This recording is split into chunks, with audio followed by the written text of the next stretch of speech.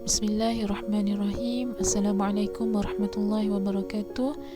Kembali lagi bersama Muallimah Anis dalam kelas adab. InsyaAllah kelas hari ini kita akan lihat tajuk untuk tahun 4 adab, iaitu adab ketika bertanya. Okey, selalu dalam kehidupan seharian kita selalu tanya orang. Kita nak buat tu kita tanya orang, kita buat ni kita tanya orang. Jadi kita kena tengok apa adab-adab yang perlu kita amalkan semasa bertanya. Baik. Okey, pertama kita tengok adab bertanya. Apa adab yang perlu diamalkan? Okey, yang pertama kita mestilah memulakan dengan salam. Okey, kita kena tanya, kita nak tanya mukadimah, kita kena mulakan dengan salam. Bagi salam dulu. Assalamualaikum mukadimah. Okey, yang kedua meminta izin sebelum bertanya. Okey, assalamualaikum mukadimah. Boleh ana minta izin, boleh ana tanya? Macam tu. Kita kena ada adabnya. Yang ketiga, bertanya dengan muka yang manis. Kalau kita nak tanya orang, kita kena mesti dalam keadaan yang mukanya adalah yang manis. Okey, kena sopan santun lah. Okey, yang seterusnya menggunakan bahasa yang baik dan teratur. Okey, kita nak tanya orang, kita mesti menggunakan bahasa yang sopan, bahasa yang baik, bahasa yang teratur. Kita kena soalannya mesti soalannya elok. Okey, lepas tu ucapkan terima kasih selepas bertanya. Dah habis tanya, dah dapat jawapan, kita ucapkan terima kasih. Terima kasih mukadimah. Okey, macam tu. Yang terakhir, yang seterusnya kita tengok bertanya dengan bahasa yang mudah difahami. Kita nak tanya orang, kita kena guna bahasa yang mudah difahami, biar orang yang kita tanya tu faham apa soalan yang kita cuba sampaikan. Okey, dan yang terakhir sekali, bertanya pada masa yang sesuai. Tengok mukadimah tengah buat apa dalam kelas. Okey, kita boleh tanya waktu yang sesuai. Okey, ini ada contoh 7 adab bertanya. Okey, kita kena amalkan. Yang pertama sehingga yang ketujuh. Kena tengok apa adab yang perlu kita amalkan semasa kita nak tanya orang. Okey, yang seterusnya kita tengok perkara yang dilarang ketika bertanya. Kita ada juga perkara-perkara yang dilarang ketika bertanya. Kita tak boleh buat waktu kita nak tanya orang, kita tak boleh buat benda ni. Yang pertama, tidak memberi salam. Okey, kena beri salam lah. Jangan tak bagi salam dekat orang yang kita nak tanya tu. Tiba-tiba je pergi terus tanya. Boleh ke macam tu? Tak boleh kan? Jadi sebelum kita nak bertanya orang, kita mestilah kena bagi salam. Yang seterusnya, bertanya dengan panjang lebar. Tanya benda yang tak sepatutnya, panjang lebar, tak tahu nak tanya apa sebenarnya. Okey, tak boleh buat macam tu. Yang seterusnya, bertanya dengan menggunakan bahasa yang kasar. Kena guna bahasa yang sopan, yang lemah lembut. Okey, yang seterusnya, bertanya dengan ikhlas. Okey, kena ikhlas bertanya. Okey, kena bertanya dengan ikhlas. Yang seterusnya, tidak mengucapkan terima kasih. Lepas je dapat jawapan terus tinggal kawan. Okey, tak boleh. Sebelum kita nak dah dapat jawapan tu, kita mesti ucapkan terima kasih sebab dah bagi jawapan. Dan yang terakhir sekali, bertanya pada masa yang tidak sesuai. Okey, kena tengok masa yang sesuai. Tengok kalau time tu mukadimah tengah ngajar, tak bolehlah tanya masa waktu mukadimah tengah ngajar.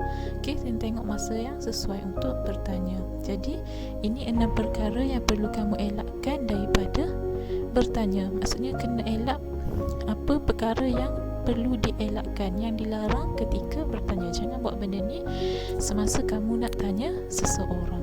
Okey, yang seterusnya kita tengok faedah mengamalkan adab bertanya. Apa faedahnya kalau kita mengamalkan adab bertanya? Yang pertama, tidak sesat jalan. Orang yang selalu bertanya, insya-Allah tidak akan sesat jalan. Okey, yang seterusnya, tercapai hajat. Hajat dia akan tercapai kalau dia selalu bertanya. Okey, yang seterusnya, dapat menyelesaikan masalah. Okey, kalau kita bertanya, kita dah tanya orang benda-benda yang kita tak tahu, kita tanya orang, jadi kita dapat selesaikan masalah kita. Okey, yang seterusnya, ramai kenalan. Ramai kenalan, kita nak tanya orang benda tu benda ni, kita akan jadi ramai kenalan. Dengan secara tidak langsung kita boleh tambah kenalan. Okey, yang seterusnya, disukai rakan dan masyarakat. Kita beradab semasa bertanya, kita bagi salam, kita bertanya dengan bahasa yang sopan. Jadi kita akan disukai oleh rakan dan masyarakat. Masyarakat sekeliling pun akan suka dengan kita kalau kita mengamalkan adab-adab bertanya. Dan yang terakhir sekali, akan dikasihi Allah dan Rasul. Allah dan Rasul suka akan orang-orang yang beradab, orang-orang yang sopan. Lagi-lagi kalau kita nak bertanya dengan orang. Jadi ini antara faedah kalau kita mengamalkan adab bertanya. Baik, kita tengok yang seterusnya. Akibat tidak beradab ketika bertanya. Kalau kita tak beradab, apa kesannya? Apa akibat kalau kita tak beradab semasa bertanya? Satu, akan sesat jalan. Orang tak akan bagi kita jawapan. Kita akan sesat jalan. Kita tak jumpa jalan penyelesaiannya. Akan mendapat susah. Akan dapat masalah lah. Betul, akan dapat masalah. Akan dibenci masyarakat. Seterusnya akan menyusahkan diri kita sendiri. Dan dibenci Rasul. Ini akibat kalau kita tidak beradab ketika bertanya. Ada 6 akibat. Dan yang seterusnya kita tengok hikmah. Kalau kita mengamalkan adab bertanya, apa benda baik yang kita amalkan, benda positif yang kita akan dapat kalau kita mengamalkan adab bertanya.